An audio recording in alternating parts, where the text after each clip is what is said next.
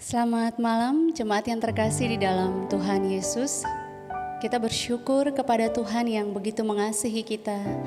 Dan di dalam kasih yang besar itulah kita bisa bersekutu bersama di malam hari ini melalui persekutuan doa malam.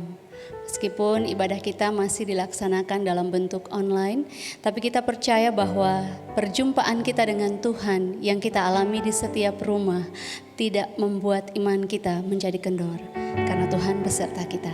Mari jemaat yang terkasih, kita mempersiapkan hati kita untuk beribadah. Kita bersaat teduh sejenak menyiapkan hati kita.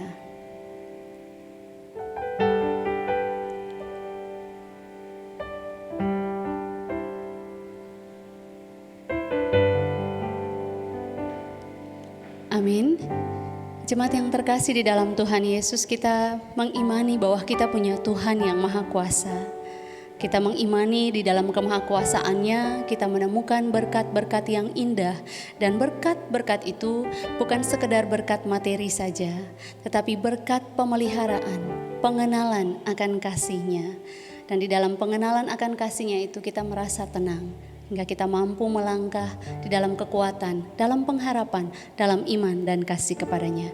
Mari bersama-sama kita menaikkan satu pujian yang menyatakan bahwa kita punya Allah El Shaddai, Allah yang besar, yang senantiasa menopang kehidupan kita. Tak usah ku takut, Allah menjagaku.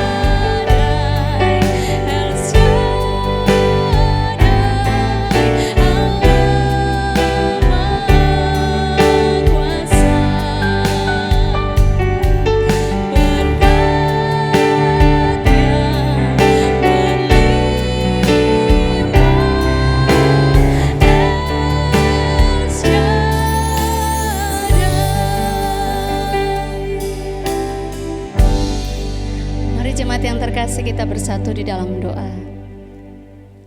Kami mengucap syukur bahwa kami memiliki Allah yang begitu mengasihi kami. Allah El Shaddai, Allah Maha Kuasa.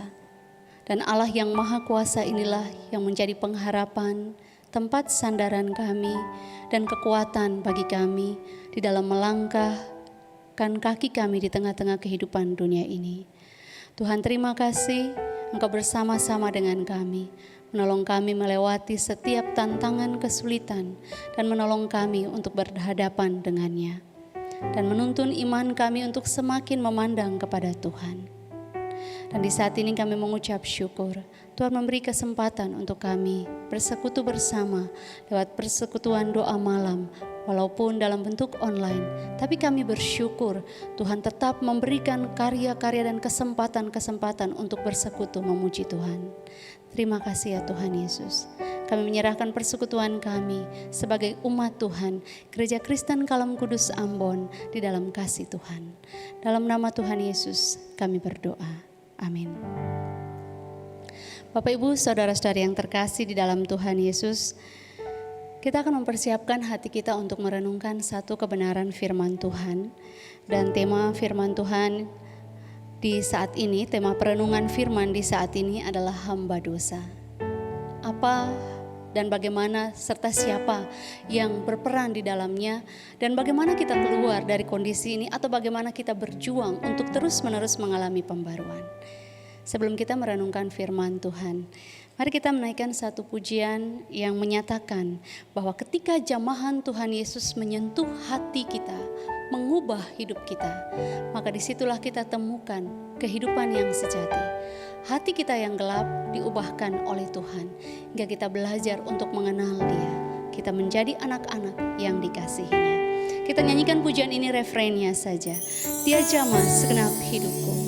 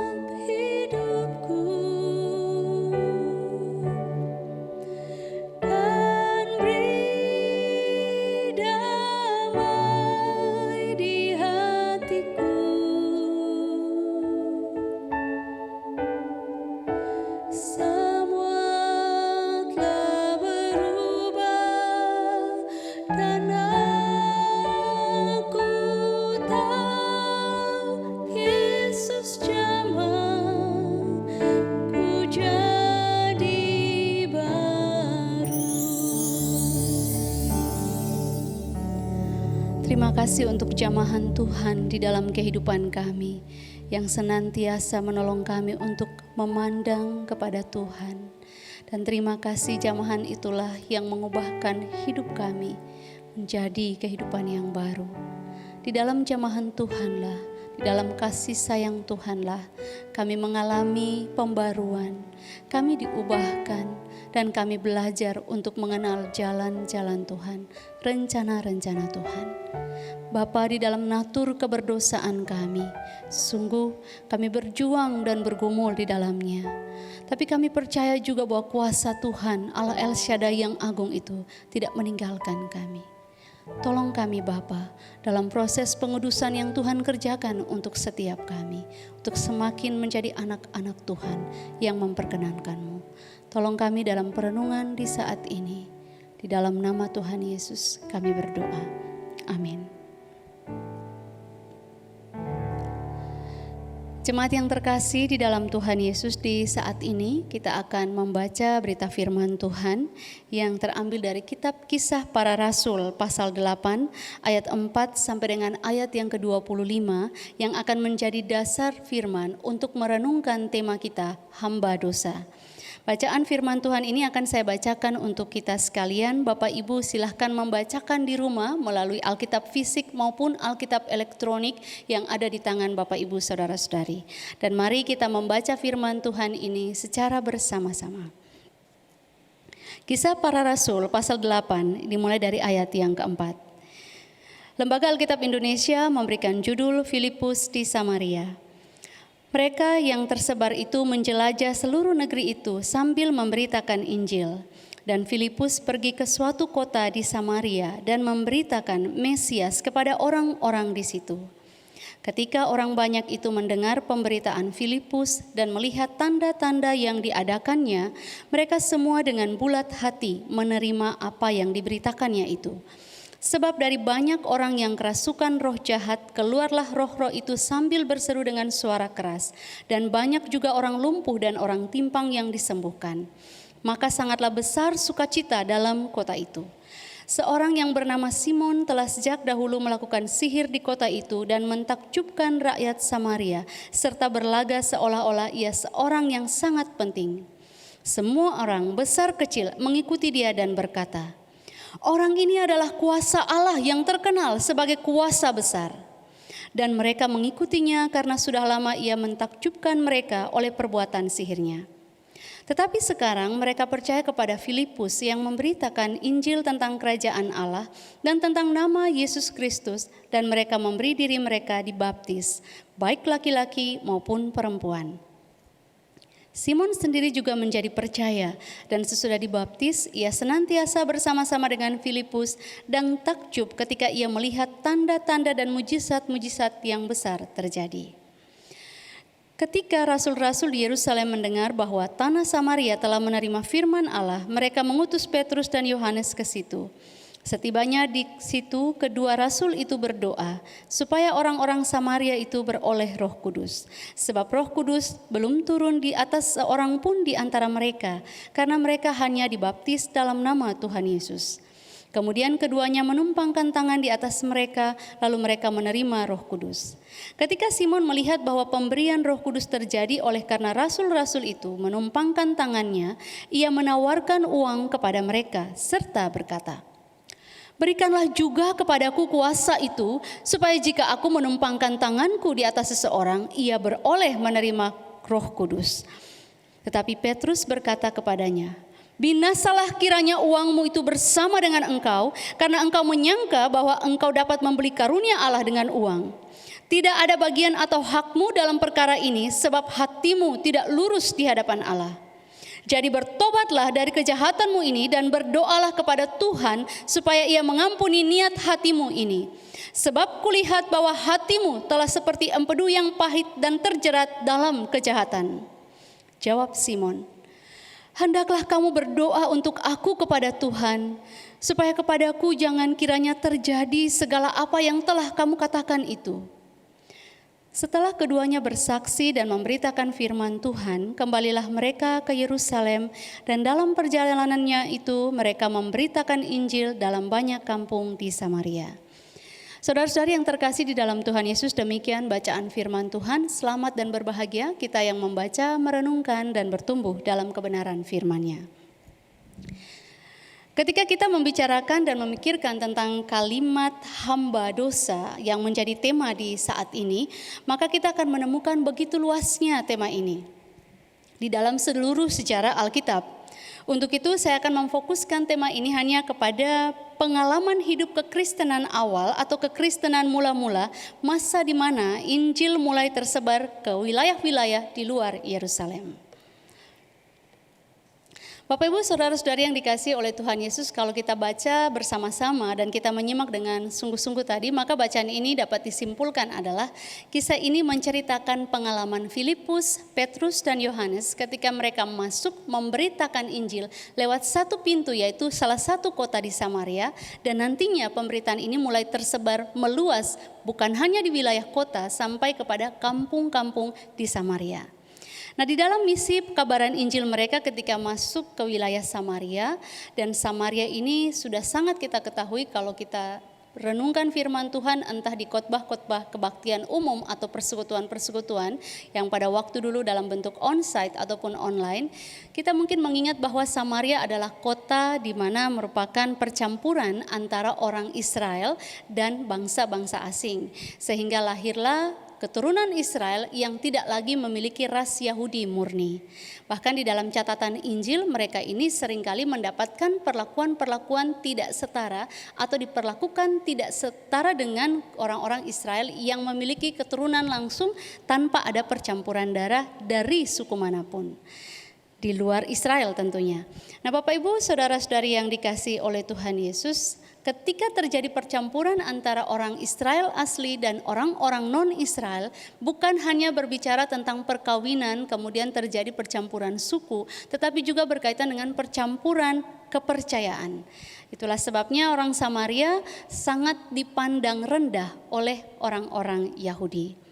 Nah, tetapi dalam bacaan Kisah Para Rasul pasal yang ke-8 yang kita baca ini, khusus di kisah Filipus, Petrus dan Yohanes nantinya ini, kisah ini menceritakan Injil masuk ke wilayah Samaria. Dan ketika Injil masuk ke wilayah Samaria yang pertama dibawa oleh Filipus ketika dia membuka jalan untuk kedua rasul dari Yerusalem nanti masuk, pemberitaan Injil ini mendatangkan satu sukacita dan goncangan hebat bagi masyarakat, khususnya di kota di mana Filipus menyampaikannya. Alkitab kita mencatat di ayat 4 sampai dengan 13, ketika Filipus menyampaikan itu berbagai kondisi terjadi di sana. Pertama-tama mereka mendengarkan firman tentang Mesias, Sang Juru Selamat ini yang diurapi ini. Kemudian bukan hanya berita tentang Mesias yang akan membawa keselamatan untuk mereka, tetapi juga berbicara tentang tanda-tanda yang menyertai pemberitaan itu. Hingga banyak orang yang dilepaskan dari kuasa-kuasa kegelapan, banyak orang yang mengalami kesembuhan, dan banyak peristiwa-peristiwa mujizat yang dikerjakan oleh Tuhan di sana. Bapak Ibu saudara-saudari yang dikasihi oleh Tuhan, menariknya penulis Injil, penulis kitab Rasul yaitu Dr. Lukas menyampaikan di dalam kisah waktu Filipus memberitakan Injil ada muncul satu tokoh yaitu Simon. Simon ini adalah seorang penyihir yang sangat terkenal di kota itu dan dia memiliki pengikut yang banyak sekali. Bapak Ibu bayangkan kalau dia seorang yang sangat terkemuka dan terkenal, memiliki pengikut yang banyak, pasti orang ini juga memiliki kekayaan materi yang berlimpah-limpah. Dia memiliki ketenaran. Tapi perubahan terjadi waktu Filipus memberitakan Injil, ternyata kondisi kota Samaria, orang-orang Samaria berbalik dari mengenal Injil, mengenal sihir-sihir atau ilmu-ilmu yang penuh dengan kuasa-kuasa kegelapan, percaya kepada berhala-berhala, itu kembali percaya kepada Tuhan. Dan tentunya ini mempengaruhi kondisi Simon. Tapi Alkitab kita mencatat Simon pun termasuk di antara kelompok orang-orang percaya pada waktu itu. Dan ketika mereka mulai percaya kepada Tuhan, ternyata orang Kristen di sana mulai bertumbuh. Orang-orang yang percaya kepada Tuhan Yesus semakin banyak. Nah, ketika para rasul di Yerusalem mendengar bahwa tanah Samaria telah percaya pada Tuhan, maka mereka mengutus Petrus dan Yohanes untuk berdoa agar Roh Kudus turun ke atas mereka. Karena baptisan yang mereka terima pada waktu itu hanya di dalam nama Tuhan Yesus. Mereka belum mengalami pertolongan Roh Kudus, penumpangan Roh Kudus ketika Roh Kudus turun ke atas mereka, yang dilakukan melalui penumpangan tangan para rasul. Nah Bapak Ibu saudara-saudari yang dikasih oleh Tuhan Yesus, kemudian Petrus dan Yohanes tiba di Samaria, mereka berdoa dan menumpangkan tangan kepada orang-orang Samaria. Dan Roh Kudus turun ke atas mereka, mereka menjadi orang-orang yang percaya sungguh-sungguh kepada Tuhan, mengalami pembaruan hidup di dalam kasih Kristus, mengalami lahir baru di dalam Tuhan.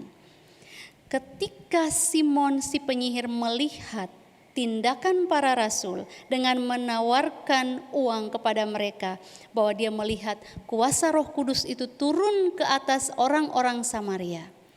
Bapak Ibu saudara-saudari yang dikasih oleh Tuhan Yesus, Simon tahu betul bahwa dia dapat mengalahkan atau dapat memiliki kekuatan yang lebih besar lagi, kemampuan sihir yang lebih hebat lagi ketika Roh Kudus turun ke atasnya.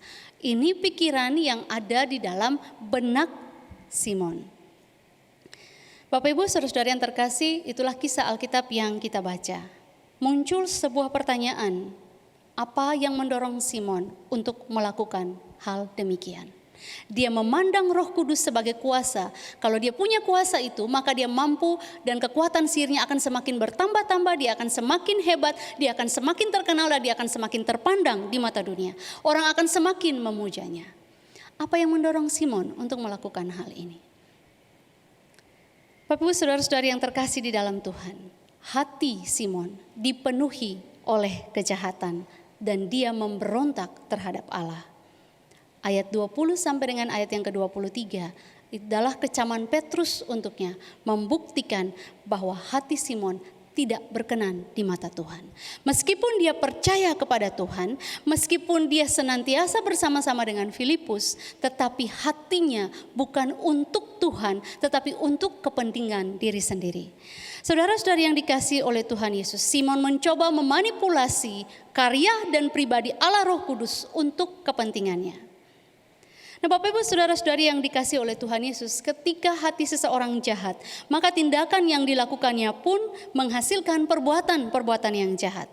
Semua perbuatan ini dilakukan bukan hanya merusak relasi dengan Tuhan, tetapi merusak seluruh relasi dengan orang lain demi mencapai kepentingan diri sendiri. Dan kerusakan ini merugikan banyak orang. Dia memberikan kepuasan-kepuasan untuk diri sendiri, mencapai ambisi sendiri. Bahkan firman Tuhan tidak lagi menjadi panutan hidupnya. Wujud iman percayanya sekedar pengetahuan, tetapi pengenalan hati yang sejati di dalam Tuhan tidak dialami oleh Simon. Semua tindakan ini lahir dari hati Simon yang jahat, yang tidak memperkenankan hidupnya di hadapan Tuhan. Bapak Ibu saudara-saudari yang dikasihi oleh Tuhan Yesus, sikap hati Simon tak jarang kita temukan dalam diri orang percaya. Atau mungkin sadar atau tidak sadar kita menjadi pelaku yang sama dengan Simon. Kita bukan penyihir seperti Simon, tetapi prinsip yang digunakan oleh Simon adalah prinsip yang sama yang kita gunakan. Kita mengupayakan segala sesuatu. Hati kita tidak diserahkan untuk Tuhan, tapi hati kita pakai untuk memuaskan keinginan-keinginan kita dengan memolesinya, menutupinya dengan kehidupan iman yang katanya percaya kepada Tuhan. Tujuannya agar semua keinginan-keinginan kita tercapai.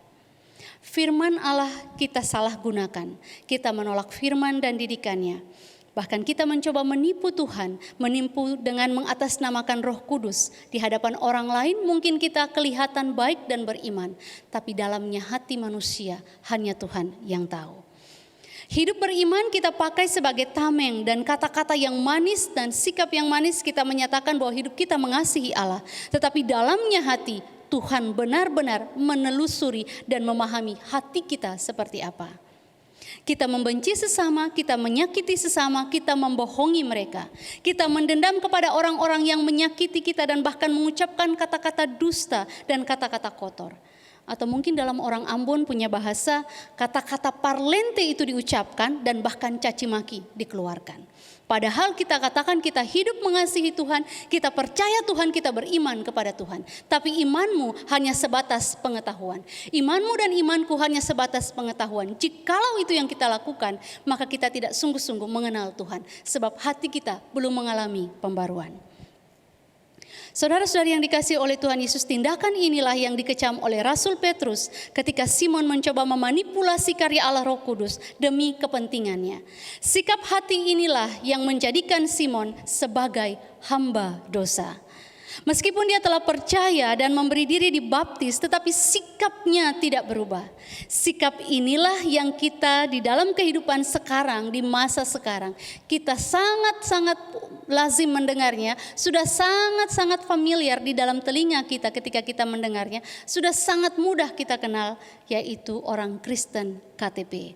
Hanya berdasarkan identitas kita di kartu kependudukan.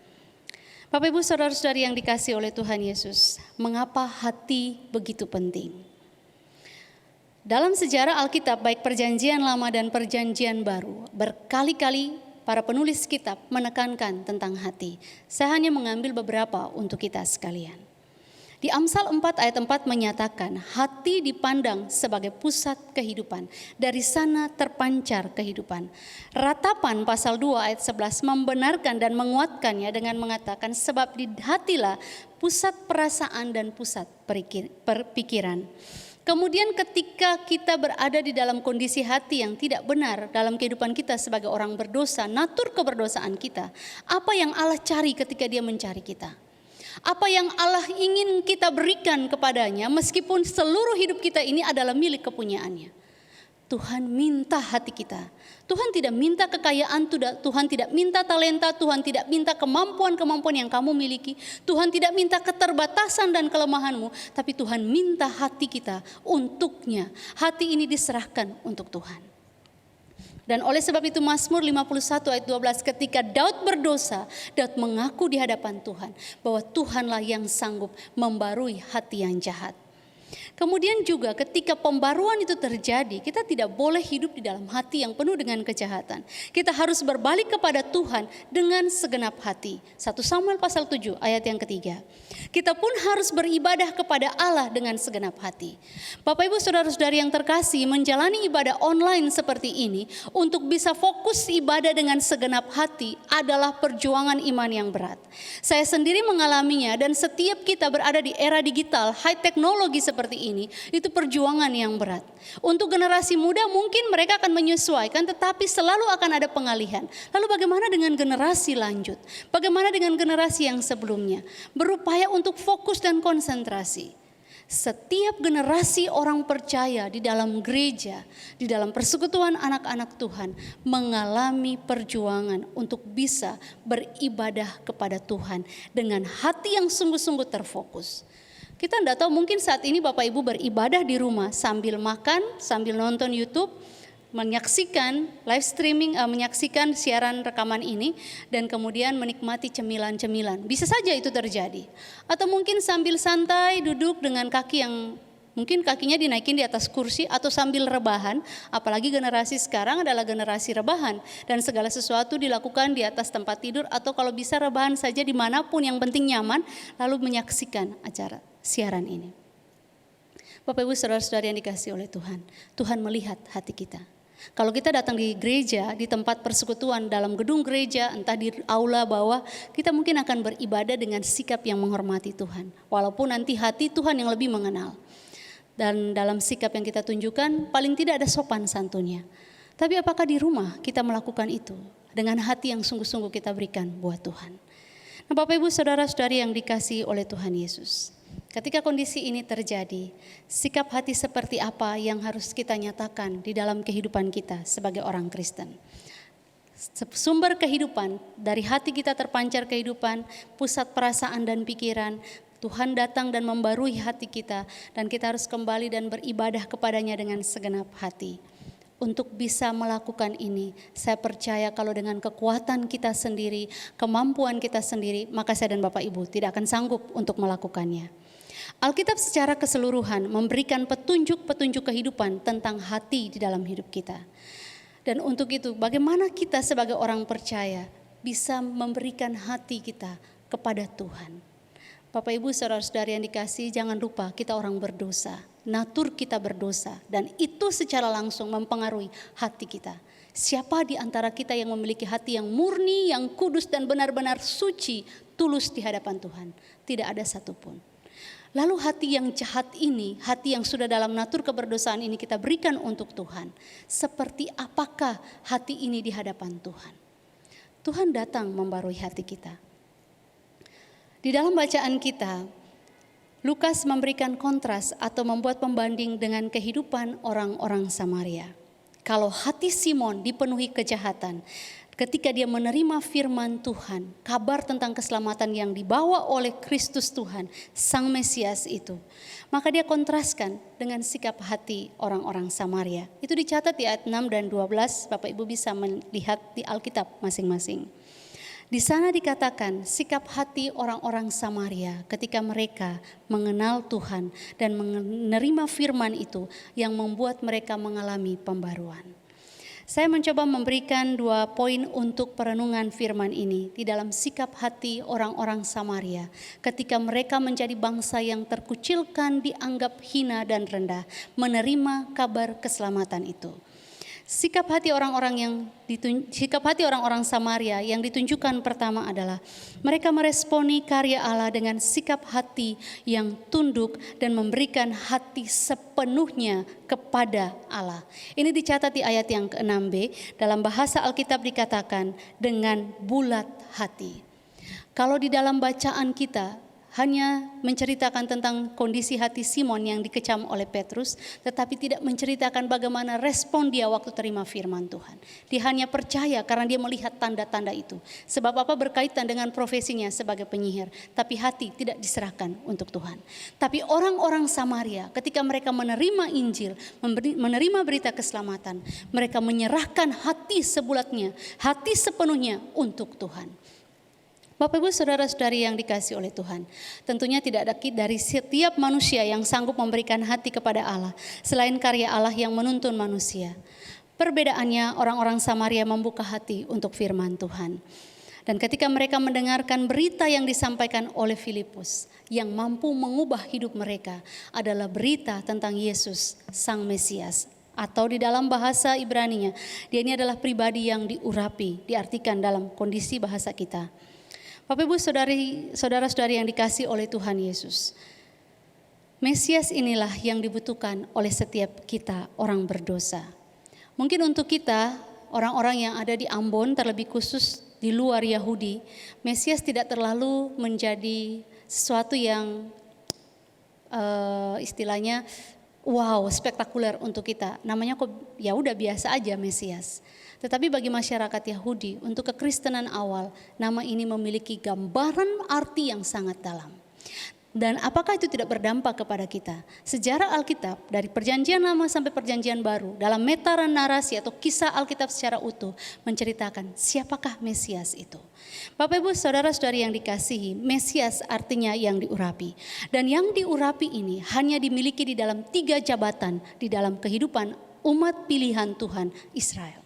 Yang memiliki jabatan nabi, imam, dan raja. 3 jabatan ini mengalami pengurapan. Di dalam seluruh sejarah Israel, dalam seluruh sejarah Alkitab, tidak ada satu tokoh Alkitab pun yang memiliki 3 jabatan ini sekaligus. Daud hanya raja, Yesaya Yeremia hanya nabi, dan Harun hanya imam, tapi mereka tidak memegang 3 jabatan ini. 3 jabatan ini dipegang oleh Tuhan Yesus, itulah dia disebut Mesias. Apa dampaknya untuk kita orang berdosa dan mengubah hati kita yang berdosa menjadi hati yang diubahkan dan memiliki kasih Kristus? Bapak Ibu saudara-saudari yang dikasihi, Nabi bertugas untuk menyampaikan firman Allah. Tapi Tuhan Yesus bukan hanya memberitakan firman Allah, tapi Alkitab mencatat di kitab Injil Yohanes, dia adalah firman Allah yang hidup. Tuhan Yesus bukan hanya imam besar agung yang mempersembahkan korban, tetapi dia juga korban penghapusan dosa yang tidak bercacat celah di hadapan Tuhan. Dia juga bukan hanya raja yang datang dari keturunan Daud untuk menegakkan seluruh kerajaan Israel di masa kejayaan Daud pada waktu lampau, tapi dialah Raja Sorga yang telah menyatakan kerajaannya dan akan datang kedua kali untuk menegakkan kerajaannya dan menghakimi dunia. Pribadi Tuhan Yesus inilah yang dibutuhkan oleh kita juga di masa sekarang.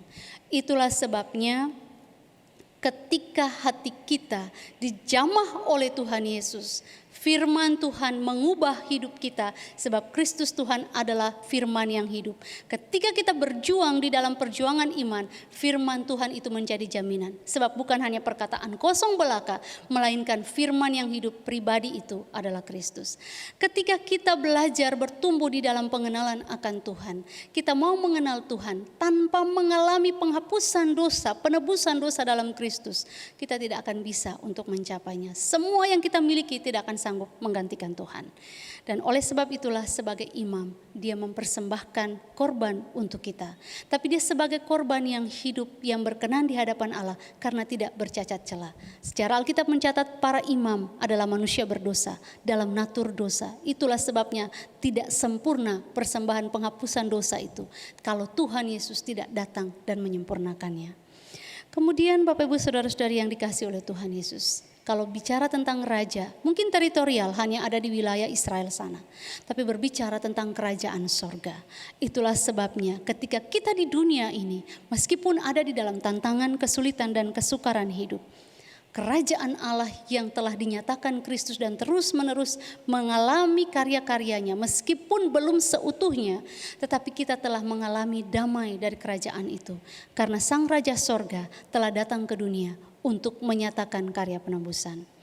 Bapak Ibu yang dikasihi oleh Tuhan Yesus, hal yang kedua, hati seperti apa supaya hati kita bisa menjadi hati yang diubahkan dan terlepas dari perjuangan kita sebagai hamba dosa, atau paling tidak di dalam perjuangan iman kita semakin diubahkan. Itu yang penting. Nah, di dalam bacaan ini mengatakan bagaimana mungkin kita mengenal Tuhan Yesus dengan kemampuan sendiri. Kita akan punya pengetahuan yang luas tentang Tuhan. Mungkin Alkitab akan kita kuasai, mungkin kita punya banyak pengetahuan teologi. Tapi kalau hati kita tidak disentuh oleh Tuhan, maka semua yang kita sampaikan, maka semua yang kita lakukan hanya sebatas perkataan yang indah, tapi tidak memberikan dampak dalam kehidupan.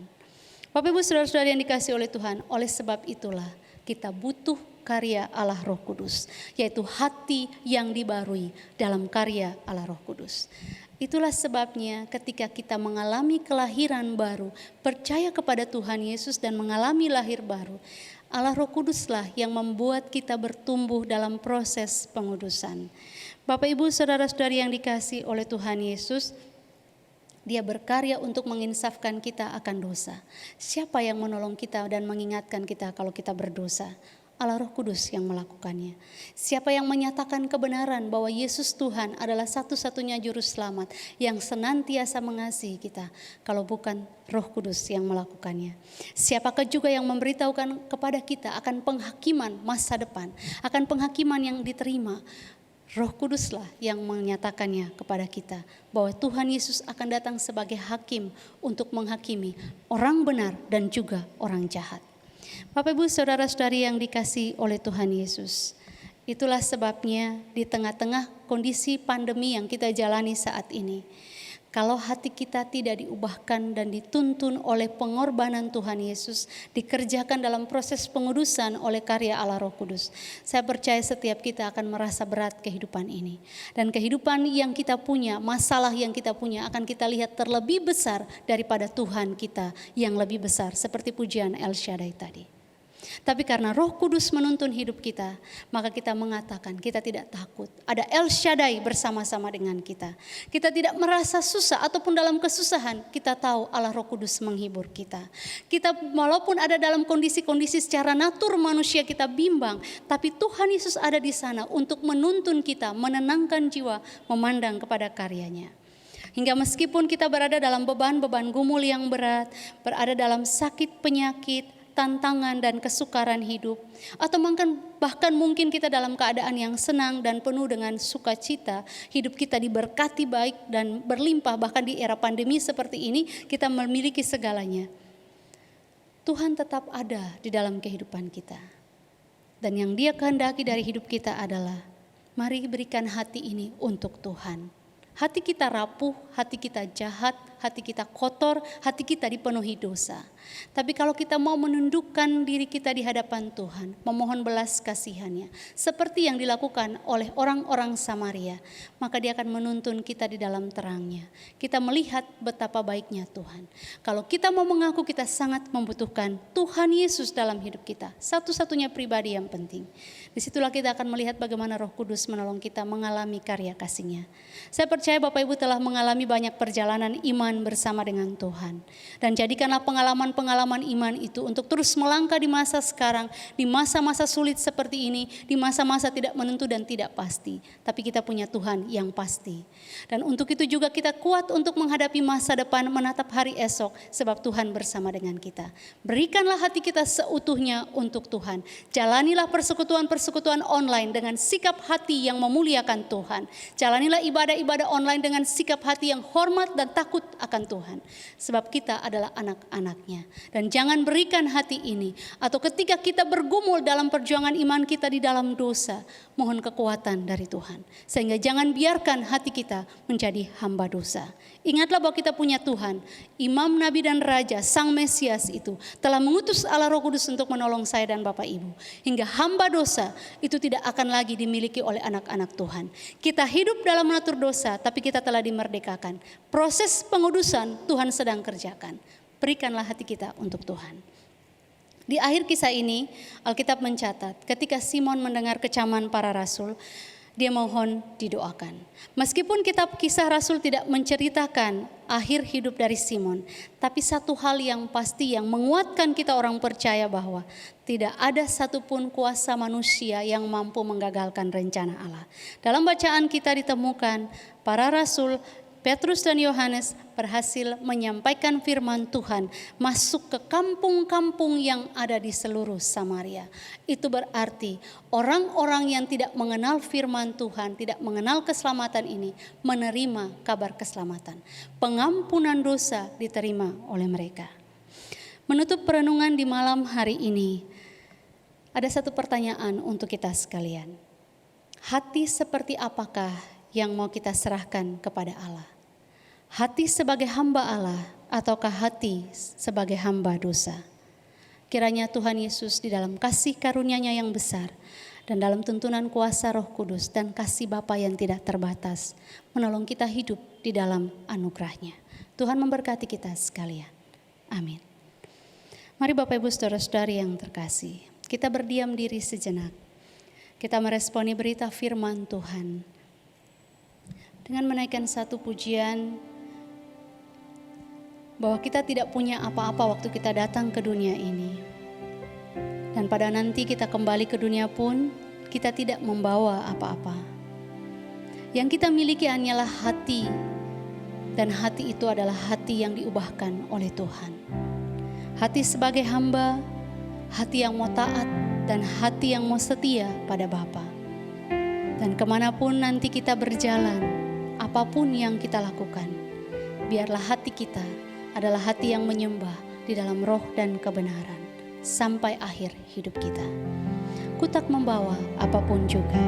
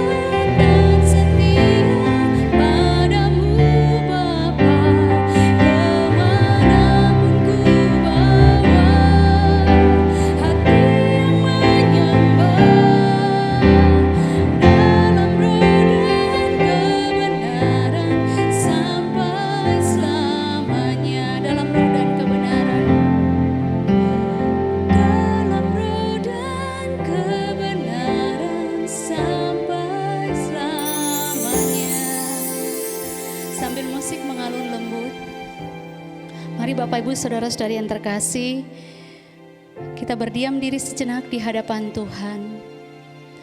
Dan kita meminta Tuhan untuk menyelidiki hati kita secara pribadi. Apakah kita sungguh-sungguh telah memberikan hati kita untuk Tuhan? Apakah kita memiliki hati sebagai hamba Allah? Ataukah kita membiarkan hati kita menjadi hamba dosa? Mari kita bersama-sama berdoa mengaku di hadapan Tuhan. Memohon belas kasihan Tuhan untuk menyelidiki hati kita.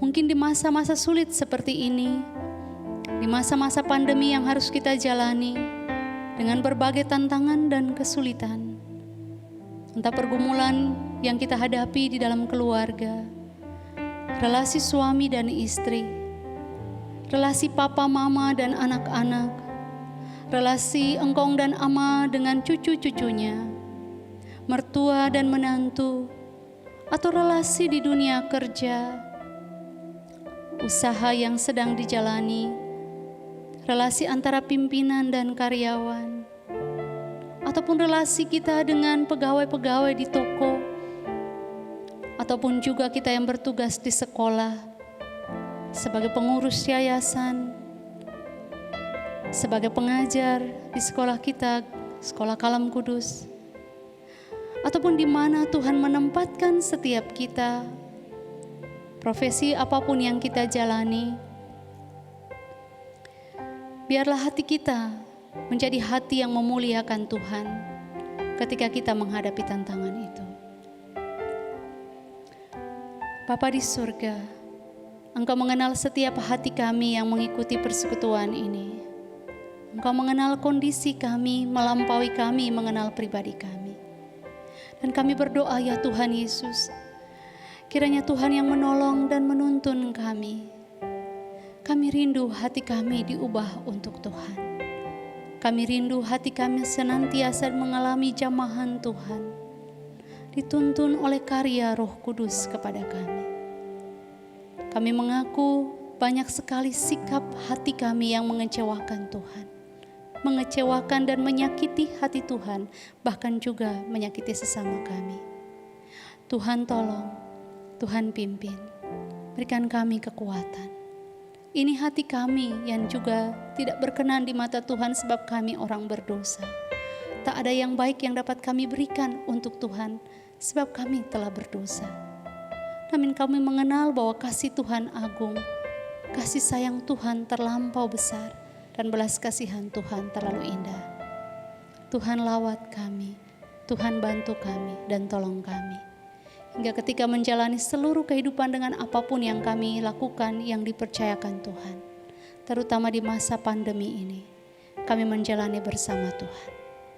Kami serahkan jemaat yang bergumul dalam sakit penyakit, Tuhan menolong dan menuntun hidup mereka. Tuhan memulihkan mereka yang terbaring lemah di rumah atau di rumah-rumah sakit. Kasih Tuhan bersama dengan mereka. Kuatkan, teguhkan iman mereka, dan hibur hati mereka Bapa, bahwa Tuhan tidak lepas tangan Tuhan dari mereka. Kami doakan untuk jemaat juga yang bergumul dalam kesukaran-kesukaran hidup. Tuhan bersama-sama dengan mereka. Inilah seluruh kehidupan kami, jemaat-Mu, umat-Mu. Kiranya Tuhan yang terus menolong dan menuntun kami untuk mengalami dan terus memuliakan Tuhan dengan hati sebagai hamba. Di dalam nama Tuhan Yesus, kami berdoa dan mengucap syukur. Amin. Saudara-saudari yang terkasih di dalam Tuhan Yesus, selesai sudah persekutuan kita di malam hari ini. Tetaplah melangkah dalam iman yang pasti dengan Tuhan dan berikanlah hati kita untuknya. Karena kita adalah anak-anak yang telah mengalami kasih Bapa, dan untuk itu mari kita muliakan Tuhan. Selamat malam, Tuhan Yesus memberkati kita sekalian.